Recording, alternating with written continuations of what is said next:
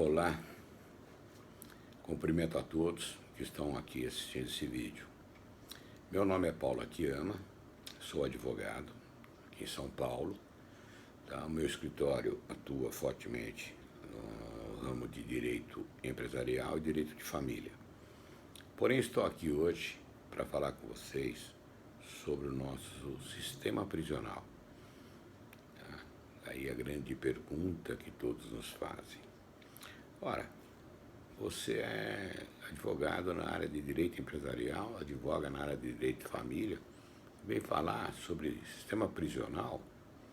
Pois é, tanto quanto vocês, eu também fiquei pasmo com relação aos últimos acontecimentos de rebeliões em presídios, iniciando em Manaus com aquela chacina terrível.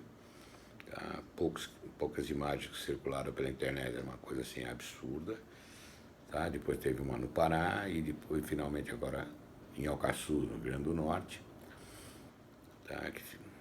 Houve aí um período de rebelião longo, sem o ingresso da Polícia Militar, sem o ingresso das Forças Armadas, sem o ingresso da Polícia Civil, ou seja lá qual outra autoridade que deveria ter ingressado para poder tomar pé da situação.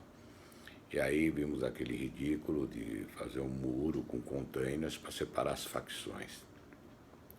Então, com base nisso, comecei a pensar, Ora, o que será que nós temos de matéria com relação à superlotação prisional no Brasil? Como advogado, a gente tem um pouco mais de facilidade do que o cidadão comum de fazer pesquisas. E aí me dediquei a pesquisar o assunto no Supremo Tribunal Federal para saber se existiam alguns acórdãos que tratassem da superlotação de nossos presídios.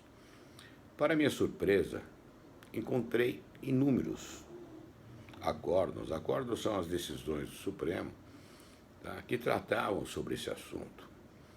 Acórdãos que, juntados com os votos de cada ministro, juntavam aí 250 laudas, cento e tantas laudas, ou seja, eram acordos longos, de uma leitura até um pouco cansativa, em que o próprio cidadão comum, por desconhecer os termos jurídicos, desconhecer as formas que são apresentadas esses votos, se torna cansativa essa leitura. Mas nós estamos acostumados com isso, é o nosso dia a dia, é o nosso trabalho, é o nosso ofício, como se fala. Aí me dediquei à leitura desses acordos. Surpreendentemente, isso é uma riqueza dos votos com relação a informações sobre a nossa superlotação dos presídios. Desde 2006, 2007, existem manifestações dos ministros do Supremo Tribunal Federal com as suas preocupações com relação aos nossos presídios, a superlotação. E também com a presença das facções criminosas, e nós chamamos aqui de crime organizado. Por que crime organizado? Porque são extremamente organizados, são muito mais organizados do que o nosso próprio governo, do que a própria Secretaria de Segurança Pública. Eles têm, é como um povo cheio de tentáculos de toda quanto é área, com pessoas ligadas a essas facções, para poder proteger e para poder organizar os seus crimes.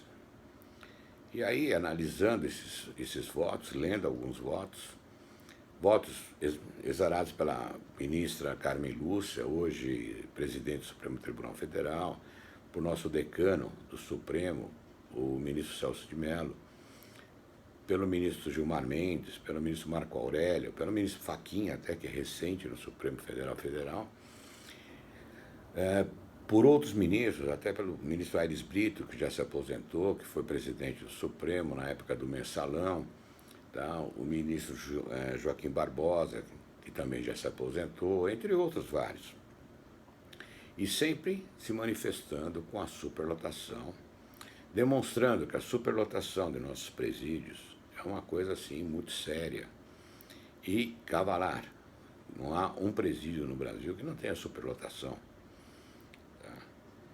Aí, por coincidência, um cliente meu acabou se envolvendo aí com um problema fiscal, tá? E com essa decisão do Supremo Tribunal Federal, e após o recurso de segunda instância ser negado, teria que cumprir pena, esse meu cliente acabou sendo mandado ordem de prisão, e ele acabou se apresentando para cumprir sua pena, e tendo em vista por ser réu primário e pelos anos que foi condenado, ele poderia já cumprir isso no regime semiaberto. E foi recolhido a uma casa de detenção provisória aqui do estado de São Paulo. Eu não vou citar o local, porque é muito desagradável. E ao longo desse tempo, eu fui semanalmente visitar esse meu cliente, 2 a 3 vezes por semana, até quando necessário, e comecei a tomar pé e ciência do que acontece dentro de nossos presídios. Esse presídio é um centro de detenção provisória. O próprio nome diz, é provisório. Só que de provisório não tem nada, ele é definitivo. Quando se fala no regime semiaberto, o que vem à cabeça do cidadão comum?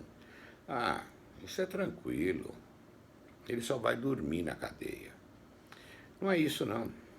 Tá? O regime semiaberto, a diferença do regime fechado é que o detento ele vai ficar numa outra área, tá? Num pátio aberto. Existe um tipo de um barracão no local onde depois se recolhem para dormir. Porém, a superlotação é algo assim de se assustar. Por exemplo, esse local que esse meu cliente se encontrava era um local que poderia acolher 120 presos, e estavam com 380 presos. Imagina você, tá? Uma pessoa, tá? Como é que ela vai dormir num barracão onde caberia 120 pessoas e estão 380? Colchonete jogado no chão, aquilo fechado, tá? Um calor imenso, insalubre, tá? Totalmente insalubre.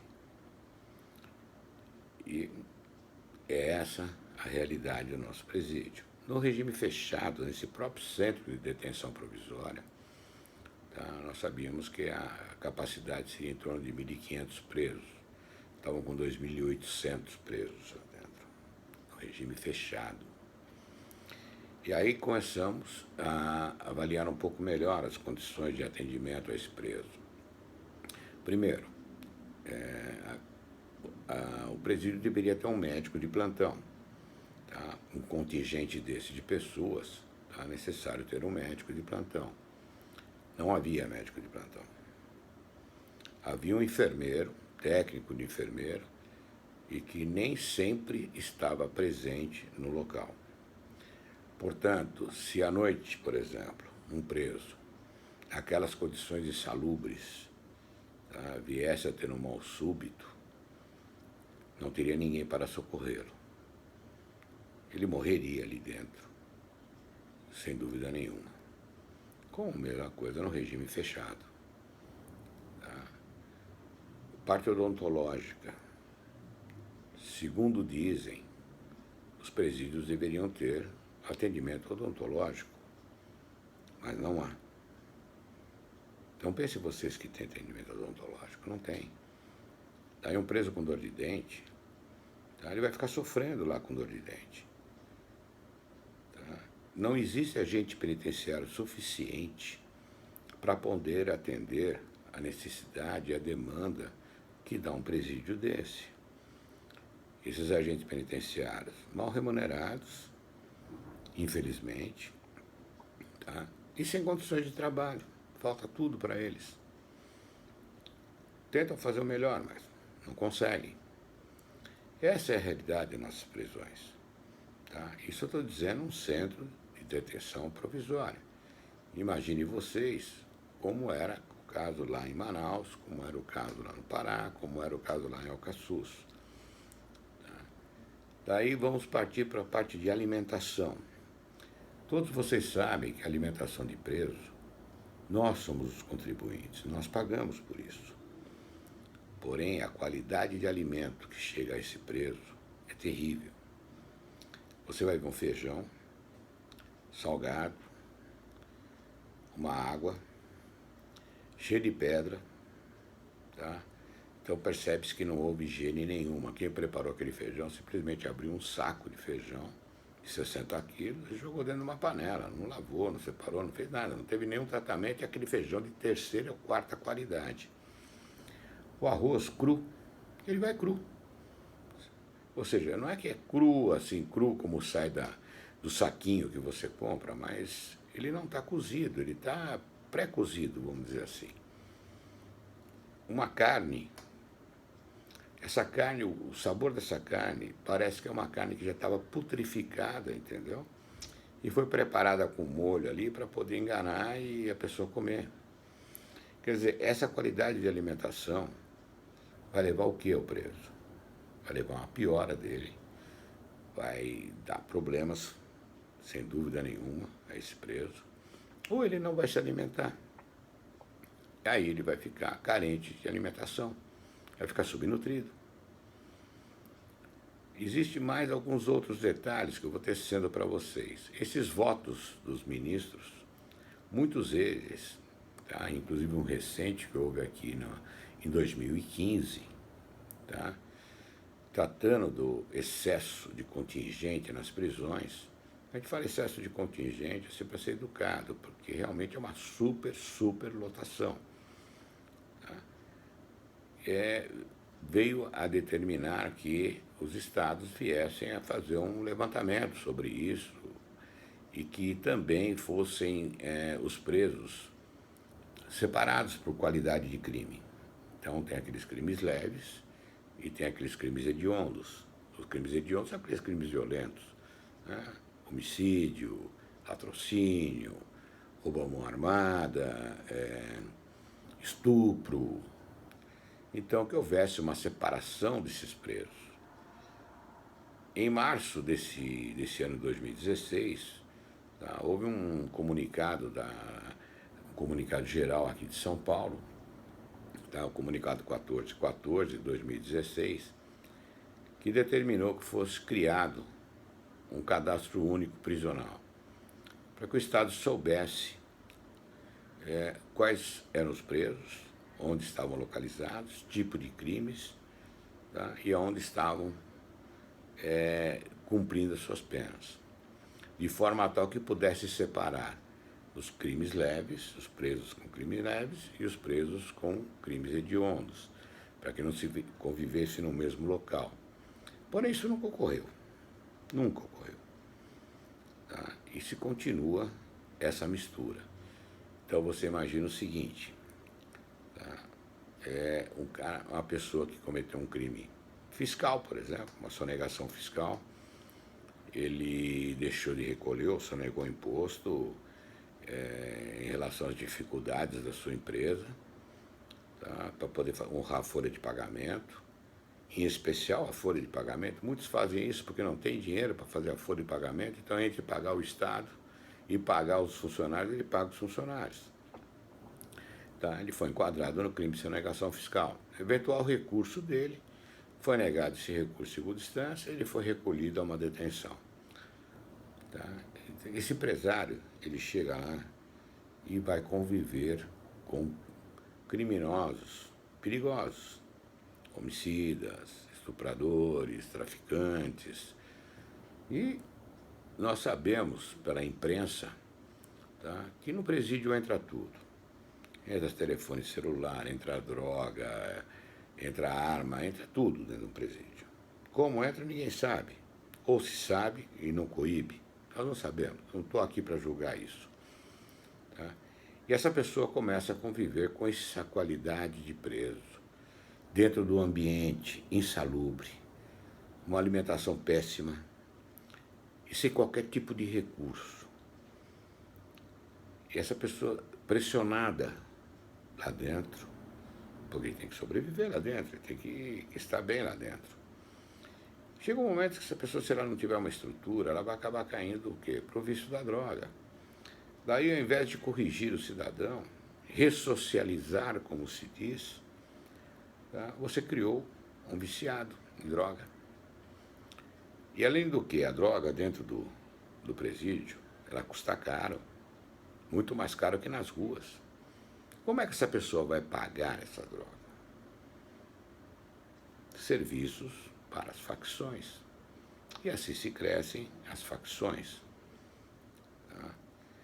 Você acha que isso é uma forma de corrigir, de ressocializar um criminoso? Ou é uma forma de se ampliar o quadro das facções criminosas? Tá? Minha opinião pessoal é de se criar o caso, aumentar a facção. É fazer cada dia mais pessoas dependentes da facção e que sejam obrigados a estarem presentes junto a essas facções. Então, essa é a nossa realidade de hoje. É isso que o nosso sistema prisional oferece. Superlotação, sem atendimento médico, sem atendimento odontológico, sem uma boa alimentação. E aí você diz para mim, ora, Paulo, são criminosos. Por que você está preocupado com eles? E eu lhe pergunto, sabe que você um dia pode estar lá por uma bobagem qualquer? Eu deparei um caso nesse centro de detenção provisória de um pai de família e tinha tomado umas e outras a mais, tá? Um dia, acho que estava mais ressentido, alguma coisa, e tomou um pouco a mais. Daí não estava em condições de dirigir, encostou seu carro e dormiu dentro do carro. Daí ele foi abordado pela polícia militar, foi conduzido a um distrito policial, foi autuado em flagrante, por estar embriagado atrás de um volante, mas dormindo, né?